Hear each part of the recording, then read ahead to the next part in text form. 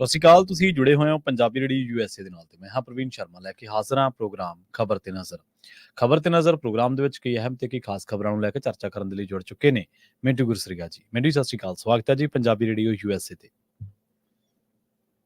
ਜੀ ਸ਼ੁਕਰੀਆ ਸਾਰਿਆਂ ਨੂੰ, ਸਤਿ ਸ੍ਰੀ ਅਕਾਲ ਜੀ। ਅੱਗੇ ਵਧਣ ਤੋਂ ਪਹਿਲਾਂ ਧੰਨਵਾਦ ਕਰਦੇ ਚਲੀਏ ਸਪਾਂਸਰਸ ਦਾ, ਜਿਹੜੇ ਜ਼ਰੀਆ ਬਣਦੇ ਨੇ ਇਹਨਾਂ ਪ੍ਰੋਗਰਾਮਾਂ ਨੂੰ ਤੁਹਾਡੇ ਤੱਕ ਪਹੁੰਚਾਉਣ ਦੇ ਲਈ। ਖਾਲਸਾ ਇੰਸ਼ੋਰੈਂਸ ਏਜੰਸੀ ਵਾਲੇ, ਜਿਨ੍ਹਾਂ ਤੋਂ ਤੁਸੀਂ ਹਰ ਤਰੀਕੇ ਦੀ ਇੰਸ਼ੋਰੈਂਸ ਲੈ ਸਕਦੇ ਹੋ। ਇੰਸ਼ੋਰੈਂਸ ਬਾਰੇ ਪਤਾ ਕਰਨ ਦੇ ਲਈ ਇਹਨਾਂ ਦਾ ਨੰਬਰ ਹੈ 468-272-2500। ਟਰਕੀਅਨ ਇਮੀਗ੍ਰੇਸ਼ਨ ਲਾ ਫਰਮ ਵਾਲੇ, ਜੇ ਟਰਕੀਅਨ ਆ ਟੋਨੀ ਟਰਕੀਅਨਾਂ ਦੇ ਨਾਲ ਤੁਸੀਂ US ਇਮੀਗ੍ਰੇਸ਼ਨ ਬਾਬਤ ਕੋਈ ਵੀ ਸਲਾਹ ਕਰਨੀ ਹੈ ਤਾਂ ਇਹਨਾਂ ਦਾ ਨੰਬਰ ਹੈ 4159090503। Jaswinder Singh, Nachhattar Kaur Nagra Roseville, Charan Singh Sukhwinder Dhaliwal Arizona, Krishan Dhanota Yuba City, Baljinder Singh Nijjar Woodland, Paramjit Kaur Rangi Vacaville, Pritpal Singh Sidhu ਫਰੈਜ਼ਨੋ, GN ਲਿਊ ਵਾਲੇ ਟਰੱਕ ਵਾਸ਼ ਕਰਦੇ ਨੇ, ਆਇਲ ਚੇਂਜ ਕਰਦੇ ਨੇ, ਏਅਰ ਬ੍ਰੇਕਾਂ ਦਾ ਕੰਮ ਤਸੱਲੀ ਬਖਸ਼ ਕਰਵਾ ਸਕਦੇ ਹੋ। ਨਵੇਂ ਪੁਰਾਣੇ ਟਾਇਰ ਵੀ ਇਹਨਾਂ ਤੋਂ ਮਿਲਦੇ ਨੇ। ਲੋਕੇਸ਼ਨ ਸੈਂਤਾ ਲੀਲਾ ਦੀ ਨਿਮਾ ਸੋਤਾ ਦੇ ਨਾਲ ਗੱਲ ਕੀਤੀ ਜਾ ਸਕਦੀ ਹੈ 209-270-0113 ਤੇ ਐਂਟੀਲੋਪ ਟਰੱਕ ਸਟਾਪ ਵਾਲੇ। ਇਹਨਾਂ ਸਾਰੇ ਹੀ ਸਪਾਂਸਰਸ ਦਾ ਬਹੁਤ ਬਹੁਤ ਧੰਨਵਾਦ। ਤੇ ਜੇਕਰ ਤੁਸੀਂ ਵੀ ਪੰਜਾਬੀ ਰੇਡੀਓ USA ਦੇ ਇਹਨਾਂ ਪ੍ਰੋਗਰਾਮਾਂ ਨੂੰ ਸਪਾਂਸਰ ਕਰਨਾ ਚਾਹੁੰਦੇ ਹੋ ਤਾਂ ਸਟੂਡੀਓ ਦਾ ਨੰਬਰ ਹੈ 4082725200। ਅੱਜ ਦਾ ਇਹ ਖਬਰ ਤੇ ਨਜ਼ਰ ਪ੍ਰੋਗਰਾਮ ਸਾਲ 2024 ਦੀ 24 ਅਪ੍ਰੈਲ ਦਾ ਪ੍ਰੋਗਰਾਮ ਹੈ ਤੇ ਦਿਨ ਅੱਜ ਬੁੱਧਵਾਰ ਹੈ। ਮਿੰਟੂ ਜੀ, ਖਬਰਾਂ ਦੇ ਵੱਲ ਆਈਏ। ਲੰਘੇ ਦਿਨੀ ਆਪਾਂ ਖਾਸੀ ਚਰਚਾ ਕੀਤੀ ਸੀ ਪ੍ਰਧਾਨ ਮੰਤਰੀ ਸਾਹਿਬ ਦੇ ਬਿਆਨ ਦੀ, ਜਿਹੜੀ ਉਹਨਾਂ ਨੇ ਰਾਜਸਥਾਨ ਦੇ ਵਿੱਚ ਦਿੱਤਾ ਸੀਗਾ, ਸ਼ਾਇਦ ਉਹਦੀ ਹੁਣ ਜਾਂਚ ਸ਼ੁਰੂ ਹੋ ਗਈ ਹੈ ਜੀ। ਦੇਖੋ, ਗੱਲ ਇਹ ਆ ਕਿ ਜਿਹੜੇ ਬਿਆਨ ਦਿੱਤੇ ਆ ਪ੍ਰਧਾਨ ਮੰਤਰੀ ਨੇ, ਉਹਦੇ ਵਿੱਚ ਜਾਂਚ ਕਰਵਾਉਣ ਵਾਲੀ ਕਿਹੜੀ ਗੱਲ ਆ, ਦੱਸੋ ਮੈਨੂੰ ਜੀ। ਕੋਈ ਹੈਗਾ ਕੋਈ ਓਲਾ ਛੱਪਾ ਜਾਂ ਕੋਈ ਹੈ ਕਿ ਕਿਸੇ ਨੇ ਉਸ ਵੀਡੀਓ ਨੂੰ ਜਾਂ ਆਡੀਓ ਨੂੰ ਤੋੜ ਮਰੋੜ ਕੇ ਪੇਸ਼ ਕੀਤਾ ਹੋਵੇ? ਤੁਸੀਂ ਵੀ ਦੱਸ ਦਿਓ ਜੀ ਕਿ ਉਹਦੇ ਵਿੱਚ ਕੀ ਕੁਝ ਨਹੀਂ ਸੀ। ਕਮਿਊਨਲ ਐਂਗਲ ਸਿੱਧਾ, ਤੇ ਮੈਂ ਵੈਸੇ ਉਸ ਵਿਸਤਾਰ ਚ ਨਹੀਂ ਜਾਵਾਂਗਾ। ਮੈਂ ਅੱਗੇ ਹੀ ਉਸ ਦਿਨ ਦਿਲ ਖੋਲ ਕੇ ਗੱਲ ਕੀਤੀ ਸੀ ਕਿ ਬਈ ਉਹ ਤੇ ਭਾਸ਼ਾ ਹੀ ਪ੍ਰਧਾਨ ਮੰਤਰੀ ਦੀ ਨਹੀਂ ਸੀਗੀ ਜਿਹੜੀ ਉਸ ਦਿਨ ਉਹਨਾਂ ਨੇ ਬੋਲੀ। ਮਤਲਬ ਕਿ ਚੋਣ ਕਮਿਸ਼ਨ ਦੇ ਜੋ ਵੀ ਮਾਪਦੰਡ ਨੇ, ਜੋ ਵੀ ਕਾਇਦਾ ਹੈ, ਉਹਦੇ ਮੁਤਾਬਕ ਤੇ ਉਹ ਗਲਤ ਆ। ਪ੍ਰਧਾਨ ਮੰਤਰੀ ਦੇ ਕੱਦ ਦੇ ਬਰੋਬਰ ਕੀ ਉਹ ਭਾਸ਼ਣ ਰੱਖਿਆ ਜਾ ਸਕਦਾ? ਦੂਜੀ ਗੱਲ, ਪ੍ਰਧਾਨ ਮੰਤਰੀ ਵੀ ਛੱਡੋ, ਕੀ ਇੱਕ ਸਭਿਅਕ ਇਨਸਾਨ ਨੂੰ ਇਹ ਗੱਲਾਂ ਫੱਬਦੀਆਂ? ਕਤਈ ਨਹੀਂ, ਕਦਾਚਿਤ ਨਹੀਂ। ਖੈਰ, ਇਲੈਕਸ਼ਨ ਕਮਿਸ਼ਨ ਨੇ ਪ੍ਰਧਾਨ ਮੰਤਰੀ ਨਰਿੰਦਰ ਮੋਦੀ ਦਾ ਜਿਹੜਾ ਬਾਂਸਵਾੜਾ ਦੇ ਵਿੱਚ ਭਾਸ਼ਣ ਦਿੱਤਾ ਗਿਆ ਸੀ, ਉਹਦੀ ਜਾਂਚ ਸ਼ੁਰੂ ਕਰ ਦਿੱਤੀ ਆ। ਜੋ ਉਹਨਾਂ ਨੇ ਕਿਹਾ ਸੀ ਉਹਦਾ ਦੁਹਰਾਅ ਆਪਾਂ ਨਹੀਂ ਕਰਾਂਗੇ, ਪਰ ਚੋਣ ਕਮਿਸ਼ਨ ਨੂੰ ਬਹੁਤ ਲਾਹਨਤਾਂ ਪੈ ਰਹੀਆਂ ਸੀ। ਚੋਣ ਕਮਿਸ਼ਨ ਨੂੰ ਹਿੰਦੀ ਚ ਚੁਣਾਵ ਕਮਿਸ਼ਨ ਕਿਹਾ ਜਾਂਦਾ। ਲੋਕ ਚੁਣਾਵ ਦੇ ਨਾਲੋਂ ਵਹਿ ਕੱਟ ਕੇ ਸਿੱਧਾ ਚੂਨਾ ਹੀ ਲਿਖਦੇ ਆ, ਚੂਨਾ ਕਮਿਸ਼ਨ ਜਾਂ ਮੋਦੀ ਕਮਿਸ਼ਨ ਲਿਖਦੇ ਆ। ਸੋ ਜਦੋਂ ਇਹਨਾਂ ਨੇ ਵੇਖਿਆ ਕਿ ਅਸੀਂ ਬਹੁਤ ਬੁਰੀ ਤਰ੍ਹਾਂ ਘਿਰ ਗਏ ਹਾਂ ਪ੍ਰਧਾਨ ਮੰਤਰੀ ਦੇ ਭਾਸ਼ਣ ਨੂੰ, ਤੇ ਅੱਜ ਤੀਜਾ ਦਿਨ ਆ, ਤਾਂ ਇਹਨਾਂ ਨੇ ਹੁਣ ਨੋਟਿਸ ਲਿਆ ਕਿ ਜਾਂਚ ਪੜਤਾਲ ਕਰਵਾਵਾਂਗੇ। ਤੇ ਉਸ ਤੋਂ ਬਾਅਦ ਹੋਏਗਾ ਕੀ? ਕੁਝ ਵੀ ਨਹੀਂ।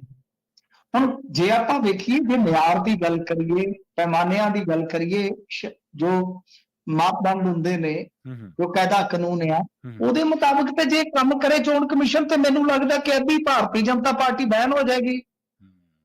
ਇਹਨਾਂ ਨੂੰ ਤਾਂ ਬੈਨ ਕਰ ਦਿੱਤਾ ਜਾਏਗਾ ਇਲੈਕਸ਼ਨ ਕੈਂਪੇਨ ਦੇ ਵਿੱਚੋਂ।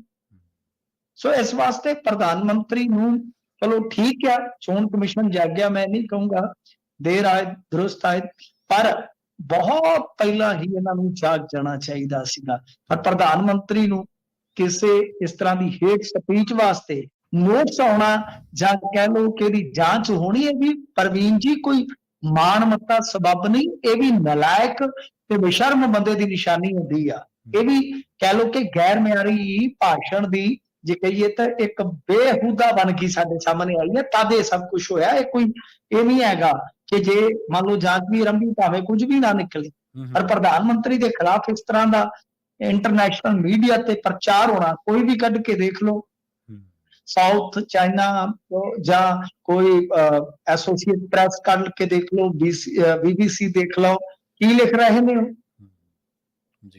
ਕੀ ਲਿਖ ਰਹੇ? ਉਹ ਗੱਲ ਇਹ ਆ ਕਿ ਪ੍ਰਧਾਨ ਮੰਤਰੀ ਨੇ ਜੋ ਛਵੀ ਬਣਾਈ ਆ ਕੁਝ ਕੁ ਬੰਦਿਆਂ ਦੇ ਵਿੱਚ, ਕੁਝ ਕੁ ਲੋਕਾਂ ਦੇ ਵਿੱਚ, ਉਹ ਛਵੀ ਤਾਂ ਉਹ ਤਾਂ ਇੰਨੀ ਜ਼ਿਆਦਾ ਕਿ ਉਹਨੂੰ ਅਵਤਾਰਾਂ ਦਾ ਅਵਤਾਰ ਦੱਸਦੇ ਪਏ ਨੇ।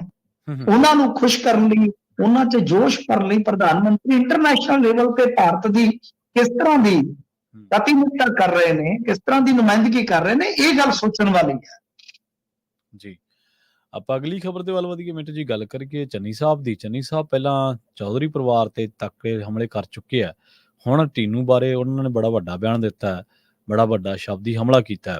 ਉਹ ਕਹਿੰਦੇ ਟੀਨੂ ਨੂੰ ਪਿਓ ਬਦਲਣ ਦੀ ਆਦਤ ਹੈ ਜੀ। ਨਹੀਂ, ਇਹ ਤੇ ਗਲਤ ਗੱਲ ਆ। ਬਸ ਗੱਲ ਇਹ ਆ ਕਿ ਅਸੀਂ ਹੁਣ ਮੋਦੀ ਹੋਰਾਂ ਨੂੰ ਕਹੀ ਜਾਈਏ ਤੇ ਇੱਥੇ ਕਿਹੜਾ ਹੈ ਨਹੀਂ ਗਏ ਜੀ।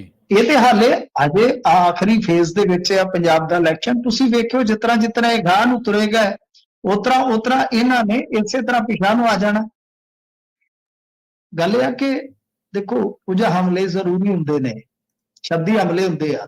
ਜਿਸ ਤਰ੍ਹਾਂ ਤੁਸੀਂ ਵੇਖਿਆ ਹੋਣਾ, 2 ਦਿਨ ਹੋ ਗਏ ਆ ਸਾਲਾ ਭਣਵਈਆ ਭਾਰਤੀ ਜਨਤਾ ਪਾਰਟੀ ਤੇ ਤਵਾ ਲਾਉਣ ਡਏ ਆ। ਤਾਂ ਕਿਉਂਕਿ ਜੇ ਭਾਰਤੀ ਜਨਤਾ ਪਾਰਟੀ ਦੇ ਖਿਲਾਫ ਕਰੜੇ ਸ਼ਬਦ ਇਸਤੇਮਾਲ ਨਹੀਂ ਕਰਨਗੇ ਤੇ ਲੋਕਾਂ ਨੇ ਕਹਿਣਾ ਕਿ ਅੰਦਰ ਖਾਤੇ ਰਲੇ, ਇਹਨਾਂ ਨੂੰ ਵੋਟ ਪਾਉਣ ਦਾ ਫਾਇਦਾ ਕੀ ਆ? ਇਹ ਤਾਂ ਸਾਡੀ ਵੋਟ ਕੱਲ ਨੂੰ ਫਿਰ ਉੱਥੇ ਵੇਚ ਦੇਣਗੇ। ਇਹ ਲੋੜ ਹੁੰਦੀ ਆ, ਤੇ ਇੱਕ ਲੋੜ ਨਹੀਂ ਹੁੰਦੀ। ਬਸ ਇਹੋ ਆ ਕਿ ਜੋ ਕੋਈ ਮਾੜੀ ਮੋਟੀ ਸਿਆਸੀ ਹੈਗੀ ਆ ਤਲਖੀ, ਤਾਂ ਉਹਨੂੰ ਇਸ ਤਰ੍ਹਾਂ ਲਿਜਾਣਾ ਕਿ ਜਿਹੜਾ ਵਿਰੋਧੀ ਆ ਉਹਨੂੰ ਨੇਸਤਨਾਬੂਦ ਕਰ ਦੇਵੇ। ਖੈਰ ਗੱਲ ਇਹ ਆ ਕਿ ਦੇਖੋ, ਪਵਨ ਟੀਨੂ ਚਲੇ ਗਏ, ਪਾਰਟੀ ਛੱਡ ਕੇ ਗਏ, ਤੇ ਪਾਰਟੀ ਤੇ ਤੁਹਾਡੇ ਵੀ ਕਿੰਨੇ ਬੰਦੇ ਛੱਡ ਕੇ ਚਲੇ ਗਏ ਕਿ ਉਹਨਾਂ ਨੇ ਪਿਓ ਬਦਲਿਆ। ਤੇ ਕਈ ਤਾਂ ਫਿਰ ਜੇ ਇਸ ਲਿਹਾਜ਼ ਨਾਲ ਦੇਖੋਗੇ ਤੇ ਉਹ ਪਿਓ ਬਦਲ ਕੇ ਤੇ ਮੁੜ ਕੇ ਫਿਰ ਤੁਹਾਡੇ ਚ ਆ ਗਏ 5-7 ਜੀ, ਤੇ ਮੰਤਰੀ ਰਹੇ, ਉਹਨਾਂ ਨੂੰ ਕੀ ਕਹੋਗੇ? ਡਬਲ। ਇਹ ਚੰਨੀ ਸਾਹਿਬ ਨੂੰ ਬੜਾ ਮੌਕਾ ਮਿਲਿਆ ਸੀ, ਬਹੁਤ ਮੌਕਾ ਮਿਲਿਆ ਸੀ। ਚੰਨੀ ਸਾਹਿਬ ਨੇ ਕਦੇ ਬੱਕਰੀ ਥੱਲੇ ਬਹਿ ਗਿਆ, ਕਦੇ ਮੰਜੇ ਦੀ ਪੈਂਦ ਕੱਸਣ ਲੱਗ ਪਿਆ, ਕਦੇ ਰੰਗ ਬਰੰਗੀਆਂ ਲੂਈਆਂ ਲੈ ਕੇ ਤਾਸ਼ ਖੇਡਣ ਲੱਗ ਗਿਆ। ਇਹਨਾਂ ਸਾਰੇ ਤਮਾਸ਼ਿਆਂ ਨੇ ਚੰਨੀ ਦਾ ਅੱਗੇ ਬੇੜਾ ਧੋਤਾ। ਤੇ ਫਿਰ ਮੁੜ ਕੇ ਇਥੋਂ ਨਿਕਲਿਆ ਜੋ ਨਿਕਲਿਆ, 6 ਮਹੀਨੇ ਸੰਭਲਿਆ ਨਹੀਂ, ਦਿਲ ਹੀ ਨਹੀਂ ਫੜਦਾ ਪਿਆ ਸੀ। ਜਿਵੇਂ ਪੁਰਾਣੇ ਸਮਿਆਂ ਦੇ ਟਰੈਕਟਰ ਛੇਤੀ ਰੇਸ ਹੀ ਨਹੀਂ ਸੀ ਫੜਦੇ, ਚੰਨੀ ਵੀ ਰੇਸ ਫੜਨ ਨੂੰ ਗਏ ਸਨ, ਮਸਾ ਤਾਂ ਰੇਸ ਫੜੀ ਹੈ ਤੁਸੀਂ, ਤੇ ਹੁਣ ਫਿਰ ਇੰਨਾ ਤੱਤਾ ਹੋ ਰਹੇ ਹੋ। ਮੈਨੂੰ ਲੱਗਦਾ ਕਿ ਠੀਕ ਨਹੀਂ, ਇਸ ਤਰ੍ਹਾਂ ਦੇ ਸ਼ਬਦ ਨਹੀਂ ਇਸਤੇਮਾਲ ਕੀਤੇ ਜਾਣੇ ਚਾਹੀਦੇ। ਹਾਂ, ਦਲ ਬਦਲੀ ਆ, ਉਹਦੇ ਤੇ ਚੰਨੀ ਸਾਹਿਬ ਜਿਸ ਤਰ੍ਹਾਂ ਦਾ ਨਿਸ਼ਾਨਾ ਕੱਸ ਰਹੇ ਨੇ, ਉਹ ਬਈ ਬਹੁਤ ਵਧੀਆ ਗੱਲ ਹੈ, ਬਹੁਤ ਵਧੀਆ ਗੱਲ ਹੈ, ਬਹੁਤ ਵਧੀਆ ਗੱਲ ਆ। ਇਸ ਸਮਾਗਮ ਦੇ ਦੌਰਾਨ ਚੰਨੀ ਸਾਹਿਬ ਨੇ ਜੋ ਕਿਹਾ ਕਿ ਆਪ ਨੇ ਸ਼੍ਰੋਮਣੀ ਅਕਾਲੀ ਦਲ ਛੱਡ ਕੇ ਆਏ ਪਵਨ ਟੀਨੂ ਨੂੰ ਉਮੀਦਵਾਰ ਬਣਾਇਆ, ਤੇ ਟੀਨੂ ਨੇ ਪਹਿਲਾਂ ਬੀਐਸਪੀ ਜੁਆਇਨ ਕੀਤੀ। ਹੁਣ ਟੀਨੂ ਕਹਿੰਦਾ ਕਿ ਕਾਸ਼ੀ ਰਾਮ ਮੇਰੇ ਬਾਪ ਆ। ਉਦੋਂ ਕਹਿੰਦਾ ਸੀ ਜਦ ਬਸਪਾ ਦੇ ਵਿੱਚ ਪੇਟ ਭਰ ਗਿਆ ਤੇ ਉੱਥੋਂ ਸ਼੍ਰੋਮਣੀ ਅਕਾਲੀ ਦਲ ਚ ਆ ਗਿਆ, ਤੇ ਫਿਰ ਉਸ ਤੋਂ ਬਾਅਦ ਇੱਧਰ ਆ ਗਿਆ। ਇਹ ਗੱਲ ਠੀਕ ਨਹੀਂ ਹੈ। ਚਲੋ, ਦਲ ਬਦਲੀਆਂ ਜਿਹੜੀਆਂ ਹੈ ਉਹ ਇਸ ਤਰ੍ਹਾਂ ਨਹੀਂ ਹੋਣੀਆਂ ਚਾਹੀਦੀਆਂ ਨਿੱਜੀ ਮਫਾਦਾਂ ਵਾਸਤੇ। ਜਿੱਦਾਂ ਹੁਣ ਉੱਥੇ ਵੇਖਿਆ ਹੀ ਆ ਤੁਸੀਂ, ਗੁਜਰਾਤ ਦੇ ਵਿੱਚ ਸੂਰਤ ਚ ਕੀ ਕੀਤਾ। ਕਾਂਗਰਸ ਦਾ ਉਮੀਦਵਾਰ ਭਾਜਪਾ ਦੇ ਨਾਲ ਰਲ ਗਿਆ, ਉਹਨੇ ਪਰਚਾ ਵੀ ਆਪਦਾ ਕੈਂਸਲ ਕਰਵਾ ਦਿੱਤਾ। ਉਹ ਦਲ ਬਦਲੀ ਤੋਂ ਵੀ ਭੈੜਾ ਕੰਮ ਹੈ, ਉਹ ਮਸੀਹ ਤੋਂ ਵੀ ਭੈੜਾ ਕੰਮ ਹੈ। ਪਰ ਜੇ ਇਸ ਤਰ੍ਹਾਂ ਕੋਈ ਦਲ ਬਦਲੀ ਕਰਦਾ, ਇਸ ਤਰ੍ਹਾਂ ਦੇ ਸ਼ਬਦ ਜਿਹੜੇ ਆ ਉਹ ਨਹੀਂ ਇਸਤੇਮਾਲ ਕੀਤੇ ਜਾਣੇ ਚਾਹੀਦੇ। ਹਾਂ, ਦਲ ਬਦਲੀ ਵੀ ਜਿਹੜੀ ਆ ਚਲੋ ਕਿਤੇ ਮਜਬੂਰੀ ਚ ਹੈ, ਜੇ ਬੰਦੇ ਨੂੰ ਲੱਗਦਾ ਕਿ ਮੈਨੂੰ ਮੌਕਾ ਨਹੀਂ ਦਿੱਤਾ ਜਾ ਰਿਹਾ ਜਾਂ ਪਾਰਟੀ ਕੁਝ ਗਲਤ ਕਰ ਰਹੀ, ਉਹਨੇ ਜਾਣਾ ਵੀ ਹੈ, ਉਹ ਤਾਂ ਫਾਇਦਾ ਕੀ ਹੈ। ਪਰ ਗੱਲ ਇਹ ਆ ਕਿ ਜਿਹੜੀ ਆ ਦਲ ਬਦਲੀ ਚੱਲਣ ਡਈ ਆ, ਇਹਨਾਂ ਨੂੰ ਗੱਲ ਕਰਦਿਆਂ ਨੂੰ ਥੋੜਾ ਸੋਚਣਾ ਚਾਹੀਦਾ ਕਿ ਤੁਹਾਡਾ ਤੇ ਆਪਣਾ ਕੁੜਮ ਜਿਹੜਾ ਹੈ ਉਹ ਪਰਸੋਂ ਚੌਥੀ ਅਜੇ ਪਾਰਟੀ ਬਦਲ ਕੇ ਬੈਠਾ।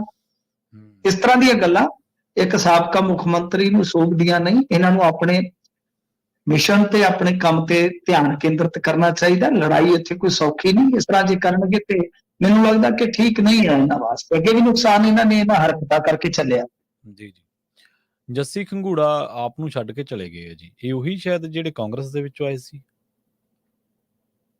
ਦੇਖੋ, ਜੱਸੀ ਖੰਗੂੜਾ ਬੇਸਿਕਲੀ ਤੇ ਐਨਆਰਆਈ ਆ।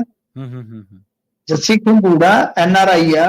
ਫਿਰ ਉਸ ਤੋਂ ਬਾਅਦ ਕਿਉਂਕਿ ਬਹੁਤ ਤਕੜੇ ਕਾਰੋਬਾਰੀ ਆ, ਜਿਹੜਾ ਪਾਰਕ ਪਲਾਜ਼ਾ ਹੋਟਲ ਹੈ ਉਹ ਇਹਨਾਂ ਦਾ ਤੇ ਹੈ ਲੁਧਿਆਣੇ ਦੇ ਵਿੱਚ ਜੀ।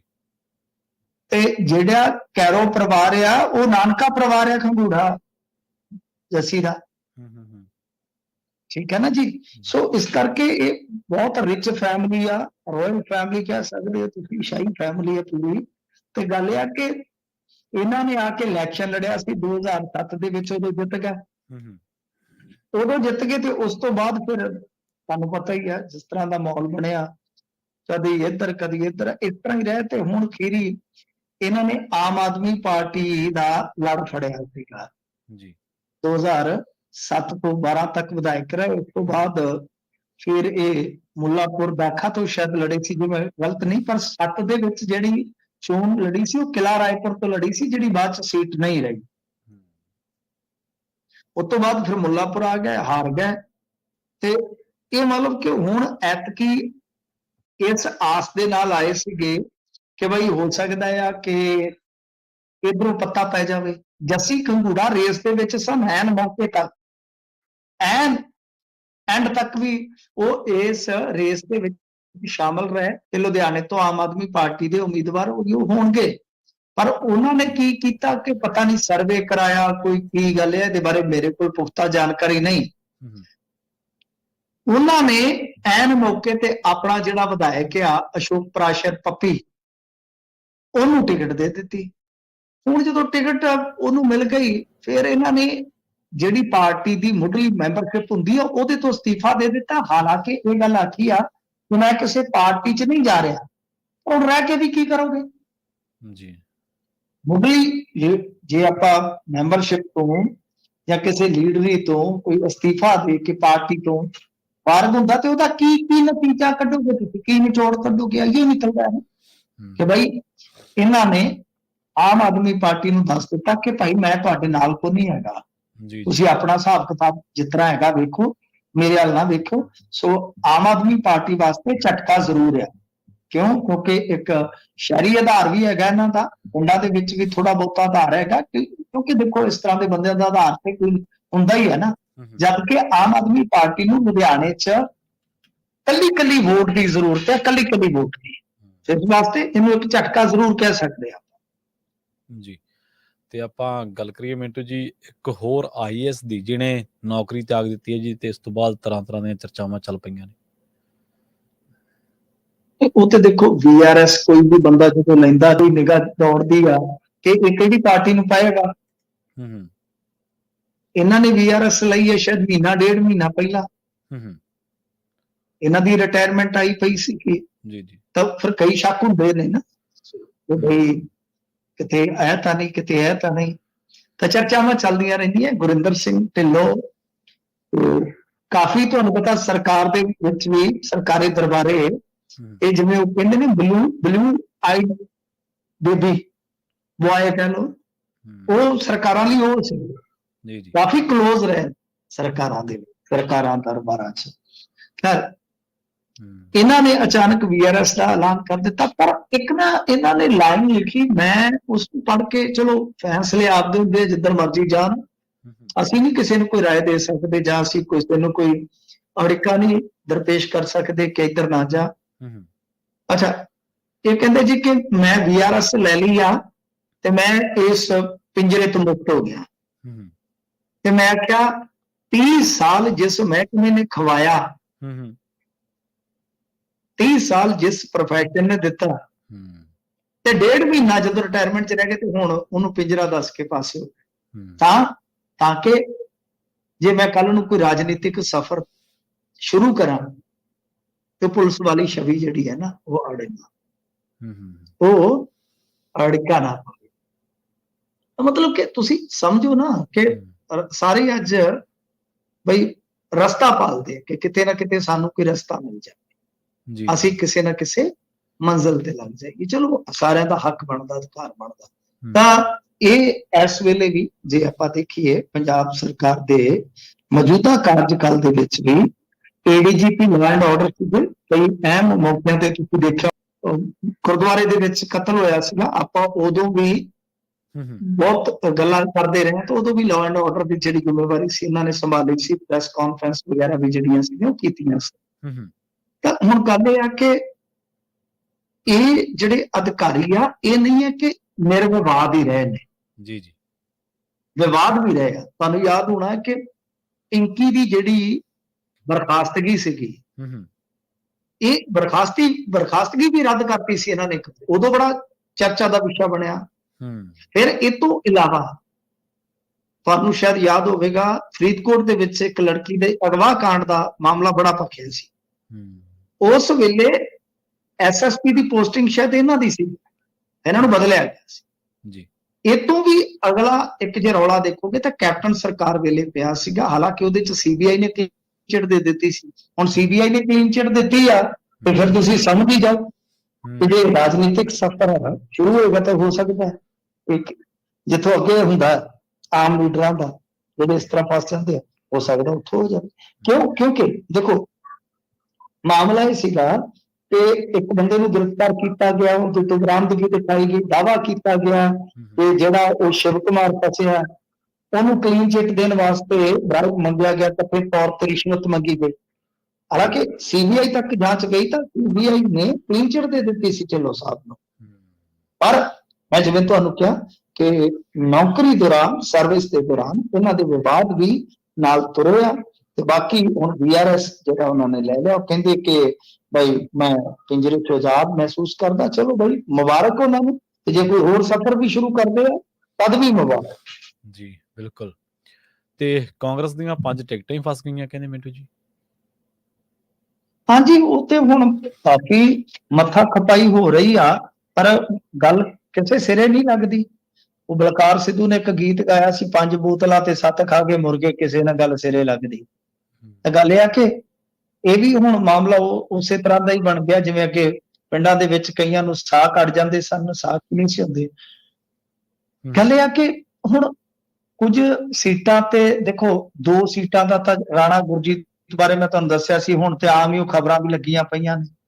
ਜੀ ਜੀ। ਇਸ ਤੋਂ ਇਲਾਵਾ ਫਿਰੋਜ਼ਪੁਰ ਰਹਿ ਗਿਆ ਤੇ ਗੁਰਦਾਸਪੁਰ ਰਹਿ ਗਿਆ, ਲੁਧਿਆਣਾ ਰਹਿ ਗਿਆ। ਹੁਣ ਲੁਧਿਆਣੇ ਦੇ ਵਿੱਚ ਉਹੀ ਸਮੱਸਿਆ ਫਿਰ, ਜਿਵੇਂ ਮੈਂ ਤੁਹਾਨੂੰ ਦੱਸਾਂ ਕਿ ਭਾਰਤ ਭੂਸ਼ਣ ਆਸ਼ੂ ਤੇ ਉਹ ਤਾਂ ਪੋਸਟਰ ਵਾਰ ਵੀ ਸ਼ੁਰੂ ਹੋਈ ਪਈ ਹੈ ਨਾ ਸੰਜੇ ਤਲਵਾੜ ਤੇ ਆਸ਼ੂ ਦੇ ਸਮਰਥਕਾਂ ਦੇ ਦਰਮਿਆਨ। ਤਾਂ ਇੱਥੇ ਤੁਸੀਂ ਸਹੀ ਜਿਹੀ ਅੰਦਾਜ਼ਾ ਲਾ ਲਓ ਕਿ ਕਾਂਗਰਸ ਚਾਹੁੰਦੀ ਆ ਕਿ ਇਸ ਤਰ੍ਹਾਂ ਦਾ ਕੋਈ ਵਿਵਾਦ ਨਾ ਸਾਡੇ ਸਾਹਮਣੇ ਆ ਜਾਵੇ ਕਿ ਜਿੱਥੇ ਨੁਕਸਾਨ ਹੋ ਜਾਵੇ। ਜੀ ਜੀ। ਕਿਉਂਕਿ ਇਹਨਾਂ ਦੇ ਕੋਲ ਇਹ ਵਕਾਰੀ ਸੀਟ ਰਹੀ ਆ। ਹਾਲਾਂਕਿ ਮੇਰਾ ਮੰਨਣਾ ਹੈ ਕਿ ਇੱਥੇ ਇੱਕ ਐਸਾ ਚਿਹਰਾ ਦਿੱਤਾ ਜਾ ਸਕਦਾ ਹੈ ਜਿਹੜਾ ਸਾਰੀਆਂ ਧਿਰਾਂ ਨੂੰ ਪ੍ਰਵਾਨ ਹੋ ਜਾਵੇ, ਕਿਉਂਕਿ ਇਹ ਵੀ ਇੱਕ ਸਬਰ ਹੁੰਦਾ ਨਾ ਪ੍ਰਵੀਨ ਜੀ। ਕਈ ਵਾਰ ਅੜਫਸ ਦੇ ਵਿੱਚ ਅਗਲਾ ਕਹਿੰਦਾ ਚਲ ਮੈਂ ਨਹੀਂ, ਇਹਨੂੰ ਵੀ ਕਿਹੜਾ ਮਿਲ ਗਈ ਟਿਕਟ, ਇਹ ਵੀ ਹੋ ਸਕਦਾ। ਉਹਦੇ ਚ ਮਨੀਸ਼ ਤਿਵਾੜੀ ਉਹ ਤੇ ਹੁਣ ਚੰਡੀਗੜ੍ਹ ਭਿਜਵਾ ਦਿੱਤੇ ਨੇ ਇਹਨਾਂ ਨੇ, ਤਾਂ ਵਿਜੇਂਦਰ ਸਿੰਗਲਾ ਇਹਨਾਂ ਦੇ ਕੋਲ ਹੈਗਾ ਕਿਸੇ, ਕਿਉਂਕਿ ਉੱਥੇ ਹਿੰਦੂ ਚਿਹਰਾ ਕੰਮ ਕਰ ਸਕਦਾ। ਇਸ ਕਰਕੇ ਇੱਥੇ ਇਹ ਸਮੱਸਿਆ ਇਹ ਵੀ ਕਾਂਗਰਸ ਲਈ ਬੜਾ ਪਰੇਸ਼ਾਨੀ ਦਾ ਸਬਬ ਆ। ਉਧਰੋਂ ਜੇ ਤੁਸੀਂ ਫਿਰੋਜ਼ਪੁਰ ਤੋਂ ਦੇਖੋਗੇ, ਰਵਿੰਦਰ ਆਵਲਾ ਉਹਦੇ ਤੇ ਵੀ ਕਾਫੀ ਕੈਂਸਟੈਂਟ ਚੱਲ ਰਹੀ ਆ, ਜਾਂ ਹੋਰ ਵੀ ਕੁਝ ਬੰਦੇ ਜਿਹੜੇ ਆ ਕਾਂਗਰਸ ਦੀ ਟਿਕਟ ਵਾਸਤੇ ਹੱਥ ਪੈਰ ਮਾਰ ਰਹੇ ਆ। ਪਰ ਫਿਰੋਜ਼ਪੁਰ ਦੇ ਵਿੱਚ ਤੁਹਾਨੂੰ ਪਤਾ ਹੀ ਆ ਕਾਂਗਰਸ ਲਈ ਹਮੇਸ਼ਾ ਇੱਕ ਬਹੁਤ ਸਖਤ ਚੈਲੰਜ ਰਿਹਾ। ਜੀ ਜੀ। ਬਹੁਤ ਲੰਬਾ ਸਮਾਂ ਹੋ ਗਿਆ, ਹੁਣ ਤੱਕ ਕਾਂਗਰਸ ਉੱਥੇ ਜਿੱਤੀ ਹੋਈ ਨਹੀਂ। ਸ਼ੇਰ ਸਿੰਘ ਘਬਾਇਆ, ਦਵਿੰਦਰ ਸਿੰਘ ਘਬਾਇਆ, ਇਹ ਵੀ ਕਤਾਰ ਦੇ ਵਿੱਚ ਨੇ। ਹਾਲੇ ਉੱਥੇ ਵੀ ਕਹਿ ਲਓ ਕਿ ਸਥਿਤੀ ਦੁਬਿਧਾ ਵਾਲੀ ਆ। ਗੁਰਦਾਸਪੁਰ ਦੇ ਵਿੱਚ ਇਹ ਇੱਕ ਵੱਡੇ ਲੀਡਰ ਨੂੰ ਲੜਾਉਣਾ ਚਾਹੁੰਦੇ, ਉਹ ਕਹਿੰਦੇ ਮੈਂ ਪੰਜਾਬ ਛੱਡਣਾ ਨਹੀਂ।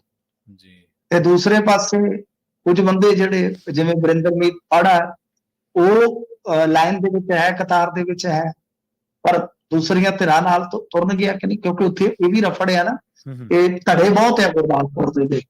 ਤਾਂ ਇਸ ਕਰਕੇ ਇਹ ਸਮੱਸਿਆ ਆ ਰਹੀ ਆ। ਉਹ ਜਗ੍ਹਾ ਹੱਲ ਹੌਲੀ ਹੌਲੀ, ਕਿਉਂਕਿ ਆਪਾਂ ਨੂੰ ਪਤਾ ਮਈ ਦੇ ਪਹਿਲੇ ਹਫ਼ਤੇ ਨੋਟੀਫਿਕੇਸ਼ਨ ਹੋਣਾ ਪੰਜਾਬ ਵਾਸਤੇ, ਤਾਂ ਤੇ ਉਦੋਂ ਤੱਕ ਸਮਾਂ ਹੈਗਾ। ਸਮਾਂ ਰਹਿੰਦੇ ਆ ਜੇ ਇਹ ਸਾਰੀਆਂ ਚੀਜ਼ਾਂ ਨੂੰ ਹੱਲ ਕਰ ਲੈਂਦੇ ਆ, ਕਾਂਗਰਸ ਇੱਕ ਅੱਛੀ ਪੋਜੀਸ਼ਨ ਦੇ ਵਿੱਚ ਨਜ਼ਰ ਆ ਰਹੀ ਆ ਪ੍ਰਵੀਨ ਜੀ। ਪਰ ਜੇਕਰ ਜਿਵੇਂ ਹੁਣ ਪਟਿਆਲੇ ਵੀ ਇਹਨਾਂ ਦਾ ਰੌਲਾ ਪਿਆ, ਖਲੋਤਾ ਹੈ, ਬਠਿੰਡੇ ਇਹਨਾਂ ਨੇ ਕੈਂਡੀਡੇਟ ਜਿਹੜਾ ਦਿੱਤਾ ਹੈ ਉਹਦੇ ਤੇ ਕਾਂਗਰਸੀ ਸਵਾਲ, ਫਰੀਦਕੋਟ ਜਿਹੜਾ ਕੈਂਡੀਡੇਟ ਦਿੱਤਾ ਉਹਦੇ ਤੇ ਸਵਾਲ, ਹੁਸ਼ਿਆਰਪੁਰ ਚ ਵੀ ਸਵਾਲ, ਯਾਨੀ ਇਹ ਚੀਜ਼ਾਂ ਜਿਹੜੀਆਂ ਚੱਲ ਰਹੀਆਂ ਨੇ ਇਹ ਕਾਂਗਰਸ ਵਾਸਤੇ ਠੀਕ ਨਹੀਂ।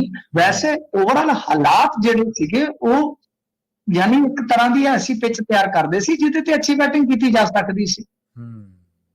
ਜੀ। ਤੇ ਮਾਨ ਦੇ ਨਜ਼ਦੀਕੀ ਤੇ ਇਨਕਮ ਟੈਕਸ ਨੇ ਛਾਪਾ ਮਾਰਿਆ ਜੀ। ਹਾਂਜੀ, ਦੇਖੋ ਇਹ ਅੱਜ ਇੱਕਦਮ ਰੇਡ ਹੋਈ ਆ। ਹੁਣ ਮਸਲਾ ਤੁਹਾਨੂੰ ਪਤਾ ਹੀ ਹੈ, ਇਲੈਕਸ਼ਨ ਚੱਲ ਰਿਹਾ ਹੈ ਅੱਜ ਕੱਲ। ਇਲੈਕਸ਼ਨ ਦੇ ਦਿਨਾਂ ਦੇ ਵਿੱਚ ਵੀ ਏਜੰਸੀਆਂ ਨੂੰ ਸਾਹ ਲੈਣਾ ਨਸੀਬ ਨਹੀਂ ਹੋ ਰਿਹਾ। ਤਾਂ ਪੰਜਾਬ ਦੇ ਲੁਧਿਆਣਾ ਦੇ ਵਿੱਚ ਜੋ ਲੁਧਿਆਣਾ ਕਲਕੱਤਾ ਰੋਡਵੇਜ਼ ਟਰਾਂਸਪੋਰਟ ਦੇ ਮਾਲਕ ਹੈ ਜਸਵੀਰ ਸਿੰਘ ਤੇ ਚਰਨ ਸਿੰਘ ਲੋਹਾਰਾ, ਇਹਨਾਂ ਦੇ ਘਰਾਂ ਤੇ ਇਨਕਮ ਟੈਕਸ ਨੇ ਰੇਡਾਂ ਮਾਰੀਆਂ ਨੇ। ਮਹਿਕਮੇ ਦੇ ਵਿੱਚ ਕਹਿੰਦੇ ਕੋਈ ਟੈਕਸੇਸ਼ਨ ਦਾ ਕੋਈ ਮਾਮਲਾ ਬਣ। ਤੇ ਅੱਜ ਸਵੇਰੇ ਹੀ ਇਹ ਟੀਮਾਂ ਜਿਹੜੀਆਂ ਇੱਥੇ ਪਹੁੰਚੀਆਂ ਸਨ, ਇਹ ਦੱਸਿਆ ਜਾ ਰਿਹਾ ਕਿ ਲੋਹਾਰਾ ਸਾਹਿਬ ਟਰਾਂਸਪੋਰਟ ਦੇ ਨਾਲ ਨਾਲ ਰੀਅਲ ਅਸਟੇਟ ਅਤੇ ਲਿਕਰ ਦੇ ਕਾਰੋਬਾਰ ਦੇ ਵਿੱਚ ਵੀ ਹੱਥ ਅਜਮਾਉਂਦੇ ਨੇ। ਇਹਦਾ ਮਤਲਬ ਇਹੋ ਹੈ ਕਿ ਕਾਰੋਬਾਰੀ ਹੋਣ ਦੇ ਨਾਲ ਨਾਲ ਦੱਸਦੇ ਆ ਕਿ ਲੋਹਾਰਾ ਸਾਹਿਬ ਜਿਹੜੇ ਆ ਸਿਮਰਨਜੀਤ ਸਿੰਘ ਮਾਨ ਦੇ ਕਰੀਬੀ ਆ। All India motor transport Congress ਦੇ ਲੋਹਾਰਾ ਪ੍ਰਧਾਨ ਵੀ ਨੇ ਤੇ ਉਹ ਪੰਜਾਬ ਟਰਾਂਸਪੋਰਟ ਦੇ ਚੇਅਰਮੈਨ ਵੀ ਰਹਿ ਚੁੱਕੇ ਨੇ ਖਬਰਾਂ ਦੇ ਮੁਤਾਬਕ। ਤਾਂ ਖੈਰ ਗੱਲ ਇਹ ਆ ਕਿ ਇਹ ਸਾਰਾ ਕੁਝ ਜਿਹੜਾ ਹੈ ਉਹ ਇਲੈਕਸ਼ਨ ਦੇ ਦੌਰਾਨ ਕੀਤਾ ਜਾ ਰਿਹਾ। ਤੇ ਫਿਰ ਤੁਹਾਨੂੰ ਪਤਾ ਹੀ ਆ ਜਦੋਂ ਇਸ ਤਰ੍ਹਾਂ ਏਜੰਸੀਆਂ ਕੰਮ ਕਰਦੀਆਂ ਤਾਂ ਕਿਤੇ ਨਾ ਕਿਤੇ ਇਹਨਾਂ ਚੀਜ਼ਾਂ ਨੂੰ ਜੋੜਿਆ ਜਾਂਦਾ ਕਿ ਹਾਂ ਕੋਈ ਡਾਇਰੈਕਟਲੀ ਇਨਡਾਇਰੈਕਟਲੀ ਕੋਈ ਗੇਮ ਨਾ ਹੋਵੇ। ਇਹ ਆਪਾਂ ਨੂੰ ਵੀ ਪਤਾ ਕਿ ਚਲੋ ਪੂਰੇ ਪੰਜਾਬ ਦੇ ਵਿੱਚ ਤਾਂ ਨਹੀਂ, ਪਰ ਕੁਝ ਥਾਵਾਂ ਤੇ ਸਿਮਰਨਜੀਤ ਸਿੰਘ ਮਾਨ ਦਾ ਅਸਰ ਹੈਗਾ ਜੀ, ਖਾਸ ਤੌਰ ਤੇ ਸੰਗਰੂਰ ਦੇ ਵਿੱਚ ਤੇ ਪੂਰੇ ਟੱਕਰ 'ਚ ਨੇ। ਸੋ ਇਸ ਕਰਕੇ ਹੋ ਸਕਦਾ ਕੋਈ ਇਸ ਤਰ੍ਹਾਂ ਦੀ ਗੇਮ ਵੀ ਹੋਵੇ। ਬਾਕੀ ਤੁਹਾਨੂੰ ਪਤਾ ਇਨਕਮ ਟੈਕਸ ਵਾਲੇ ਜਦੋਂ ਆਉਂਦੇ ਆ ਉਹ ਕੀ ਕਰਦੇ ਆ, ਕੀ ਉਹਨਾਂ ਦੇ ਪਿੱਛੇ ਕਾਰਨ ਹੁੰਦੇ ਆ ਛਾਪੇ ਦੇ, ਉਹ ਸਾਰੀਆਂ ਚੀਜ਼ਾਂ ਜਿਹੜੀਆਂ ਤੁਹਾਨੂੰ ਪਤਾ ਰਿਵੀਲ ਤੇ ਕਰਦੇ ਨਹੀਂ, ਜਨਤਕ ਤੇ ਕਰਦੇ ਨਹੀਂ। ਸਾਰੀ ਕਾਰਵਾਈ ਕਰਕੇ ਪਿਛਾ ਮੁੜ ਜਾਂਦੇ ਆ। ਫਿਰ ਕਿਤੇ ਭਾਵੇਂ ਇੱਕ ਅੱਧ ਕੋਈ ਟਵੀਟ ਕਰਦੇ ਨੇ, ਅਦਰਵਾਈਜ਼ ਉਹ ਤੇ ਚੁੱਪੀ ਧਾਰ ਲੈਂਦੇ ਨੇ ਜੀ। ਤੇ ਜਾਂਦੇ ਗੱਲ ਕਰੀਏ, ਮੋਦੀ ਨੇ ਕਹਿੰਦੇ ਪਿਤਰੋਦਾ ਦੇ ਬਿਆਨ ਨੂੰ ਲੈ ਕੇ ਕਾਂਗਰਸ ਨੂੰ ਘੇਰਿਆ ਜੀ। ਸੈਮ ਪਿਤਰੋਦਾ ਜੀ, ਸੈਮ ਪਿਤਰੋਦਾ ਦੇਖੋ ਇੱਥੇ ਰਹਿੰਦਾ, ਅਮਰੀਕਾ ਦੇ ਵਿੱਚ ਰਹਿੰਦਾ, ਸ਼ਿਕਾਗੋ ਚ ਜੀ। ਇਹ 80-82 ਵਰਿਆਂ ਦਾ ਹੈਗਾ ਲੀਡਰ। ਪਹਿਲਾਂ ਕਹਿੰਦਾ ਮੈਂ ਰਾਜੀਵ ਗਾਂਧੀ ਨੂੰ ਵੀ ਸਲਾਹ ਦਿੰਦਾ ਸਾਂ ਤੇ ਫਿਰ ਅੱਜ ਕੱਲ ਮੈਂ ਰਾਹੁਲ ਗਾਂਧੀ ਨੂੰ ਸਲਾਹ ਦਿੰਦਾ। ਗੱਲ ਇਹ ਕਿ ਇਹਨੇ ਇੱਥੇ ਜਿਹੜਾ ਅਮਰੀਕਾ ਦੇ ਵਿੱਚ ਲੱਗਦਾ ਆ ਨਾ ਵਿਰਾਸਤੀ ਟੈਕਸ, ਇਹਦੀ ਕੋਈ ਵਕਾਲਤ ਕੀਤੀ ਜੇ ਤੇ ਉਹ ਚੱਕ ਲਿਆ ਮੁੱਦਾ ਚੱਕ ਲਿਆ ਪ੍ਰਧਾਨ ਮੰਤਰੀ ਨੇ, ਉਹਨੇ ਤੇ ਪੁੰਜੇ ਪੈਰ ਹੀ ਨਹੀਂ ਲੱਗਣ ਦਿੱਤੇ ਜੀ। ਤਾਂ ਜਦੋਂ ਚੱਕ ਲਿਆ ਕਾਂਗਰਸ ਨੇ ਕਿਨਾਰਾ ਕਰ ਲਿਆ। ਸੈਮ ਪਿਤਰੋਦਾ ਪਤਾ ਨਹੀਂ ਕੀ ਸੋਚ ਕੇ ਬਿਆਨ ਦੇ ਦਿੰਦਾ। ਹੁਣ ਇਹਨਾਂ ਨੇ ਮੁੱਦਾ ਬਣਾ ਲਿਆ ਕਿ ਵੇਖ ਲਓ ਤੁਹਾਡੀ ਵਿਰਾਸਤ ਤੇ ਵੀ ਇਹਨਾਂ ਦੀ ਅੱਖ ਆ ਕਿ ਜਿਹੜਾ ਤੁਸੀਂ ਕੱਲ ਨੂੰ ਵਿਰਾਸਤੀ ਦਾ ਕੋਈ ਵੰਡ ਵੰਡੀਆਂ ਕਰਨਾ ਉਹਦੇ ਵਿੱਚ ਵੀ ਇਹ ਹਿੱਸਾ ਰੱਖਣ ਨੂੰ ਫਿਰਦੇ ਨੇ। ਅੱਛਾ ਜੀ। ਹਾਲਾਂਕਿ ਦੇਖੋ ਵੈਲਥ ਟੈਕਸ ਤੇ ਇੱਥੇ ਹਮੇਸ਼ਾ ਇੰਡੀਆ 'ਚ ਚਰਚਾ ਰਹਿੰਦੀ ਹੈ, ਕਾਰਪੋਰੇਟ ਟੈਕਸ ਦੇ ਵਿੱਚ ਜਿਸ ਤਰ੍ਹਾਂ ਛੋਟ ਦਿੱਤੀ ਜਾਂਦੀ ਉਹਦੇ ਤੇ ਚਰਚਾ ਰਹਿੰਦੀ ਹੈ। ਪਰ ਇਸ ਕਿਸਮ ਦੀ ਗੱਲਬਾਤ ਤੋਂ ਕਾਂਗਰਸ ਵੀ ਪਿਛਾਂਹ ਹਟ ਗਈ ਕਿਉਂਕਿ ਮਾਮਲਾ ਜਿਹੜਾ ਤੁਹਾਨੂੰ ਪਤਾ ਉਹ ਲੋਕਾਂ ਨਾਲ ਜੁੜਿਆ, ਲੋਕਾਂ ਦੀਆਂ ਜਾਇਦਾਦਾਂ ਨਾਲ ਜੁੜਿਆ। ਤਾਂ ਸੈਮ ਪਿਤਰੋਦਾ ਮੈਨੂੰ ਨਾ ਇਹਦੀ ਬੰਦੇ ਦੀ ਸਮਝ ਨਹੀਂ ਆਉਂਦੀ। ਸਿਆਣਾ ਆਪਦੇ ਆਪ ਨੂੰ ਓਵਰਸੀਜ਼ ਕਾਂਗਰਸ ਦਾ ਹੈਡ ਕਹਿੰਦਾ ਆ, ਪਰ ਮੈਨੂੰ ਇਹਦੀ ਸਮਝ ਨਹੀਂ ਆਈ। ਇੱਕ ਦਿਨ ਆਖਣ ਡਿਆ ਸੀ ਜਿਹੜੀ ਘੱਟ ਪੋਲਿੰਗ ਹੋਈ ਹੈ ਪਹਿਲੇ ਫੇਸ ਦੀ ਈਵੀਐਮ ਕਰਕੇ ਹੋਈ ਆ, ਲੋਕ ਈਵੀਐਮ ਤੋਂ ਨਿਰਾਸ਼ ਹੋ ਗਿਆ। ਇਹਦਾ ਮਤਲਬ ਤੇ ਇਹ ਆ ਕਿ ਤੁਸੀਂ ਬਿਲਕੁਲ ਕੰਟਰਾਡਿਕਟ ਹੋ। ਤੁਸੀਂ ਤੇ ਫਿਰ ਇਹ ਕਹਿ ਰਹੇ ਹੋ ਕਿ ਈਵੀਐਮ ਯਾਨੀ ਮੋਦੀ ਦਾ ਵਿਰੋਧੀ ਉਹ ਤਾਂ ਗਿਆ ਹੀ ਨਹੀਂ ਤੇ ਜਿੰਨੀ ਵੋਟ ਪੋਲ ਹੋਈ ਆ ਫਿਰ ਉਹ ਮੋਦੀ ਦੇ ਪੱਖ ਦੀ ਹੈ ਜੀ। ਐਸੀ ਵਾਹੀਆਤ ਗੱਲ ਹੈ। ਤੇ ਹੁਣ ਇਹ ਜਿਹੜੀ ਤੁਸੀਂ ਗੱਲ ਕਰ ਰਹੇ ਹੋ ਅਮਰੀਕਾ ਤੇ ਇੰਡੀਆ ਨੂੰ ਕੰਪੇਅਰ ਕਰਨਾ, ਪਹਿਲੀ ਗੱਲ ਆ ਮੈਨੂੰ ਨਹੀਂ ਲੱਗਦਾ ਕਿ ਉਹ ਠੀਕ ਆ। ਆਰਥਿਕ ਤੌਰ ਤੇ ਹਾਲੇ ਬਹੁਤ ਵੱਡਾ ਸਫ਼ਰ ਤੈਅ ਕਰਨਾ ਪਵੇਗਾ ਇੰਡੀਆ ਨੂੰ। ਪਰ ਦੂਜੀ ਗੱਲ ਇਹ ਆ ਕਿ ਸੈਮ ਪਿਤਰੋਦਾ ਨੇ ਇਸ ਤਰ੍ਹਾਂ ਦਾ ਬਿਆਨ ਇਸ ਮੌਕੇ ਤੇ ਦੇ ਕੇ ਕੀ ਸਾਬਿਤ ਕਰਨਾ ਚਾਹੇ। ਉਹਦਾ ਨੁਕਸਾਨ ਉਲਟਾ ਕਦੇ ਕਦੇ ਇਉਂ ਲੱਗਦਾ ਕਿ ਆ ਜਿਹੜਾ ਹੁਣ ਬਿਆਨ ਦਿੱਤਾ ਇਹ ਕਾਂਗਰਸ ਦੇ ਵਿੱਚ ਤੇ ਇੰਨੇ ਸਲੀਪਰ ਸੈੱਲਾਂ ਵਾਂਗੂ ਕੰਮ ਕਰਦੇ ਲੀਡਰ ਆ ਕਿ ਪਤਾ ਹੀ ਨਹੀਂ ਉਹਨਾਂ ਨੇ ਕਿਹੜੇ ਵੇਲੇ ਆਤਮਘਾਤੀ ਗੋਲ ਕਰ ਦੇਣਾ। ਸੋ ਸੈਮ ਪਿਤਰੋਦਾ ਨੇ ਬਿਆਨ ਦਿੱਤਾ ਤੇ ਅਰਵਿੰਦ ਕੇਜਰੀਵਾਲ ਜੋ ਪ੍ਰਧਾਨ ਮੰਤਰੀ ਹੈ ਨਰਿੰਦਰ ਮੋਦੀ, ਉਹਨਾਂ ਨੇ ਇਸ ਬਿਆਨ ਤੇ ਇੱਕ ਤਰ੍ਹਾਂ ਨਾਲ ਕਹਿ ਲਓ ਕਿ ਪੂਰਾ ਮੁੱਦਾ ਖੜਾ ਕਰ ਦਿੱਤਾ। ਉਹ ਇਸੇ ਹੀ ਕਲਾ ਦੇ ਵਿੱਚ ਪ੍ਰਵੀਨ ਜੀ ਮਾਹਰ ਨੇ। ਬਿਲਕੁਲ ਮਿੰਟੂ ਜੀ, ਇਹਨਾਂ ਖਾਸ ਖਬਰਾਂ ਤੇ ਖਾਸ ਜਾਣਕਾਰੀਆਂ ਦੇ ਲਈ ਤੁਹਾਡਾ ਬਹੁਤ ਬਹੁਤ ਧੰਨਵਾਦ ਜੀ। ਪ੍ਰੋਗਰਾਮ ਖਬਰ ਤੇ ਨਜ਼ਰ ਨੂੰ ਆਪਾਂ ਇੱਥੇ ਸਮਾਪਤ ਕਰਾਂਗੇ। ਤੁਹਾਡਾ ਸਾਰਿਆਂ ਦਾ ਵੀ ਬਹੁਤ ਧੰਨਵਾਦ। ਸਤਿ ਸ੍ਰੀ ਅਕਾਲ। ਜੁੜੇ ਰਹੋ ਪੰਜਾਬੀ ਰੇਡੀਓ USA।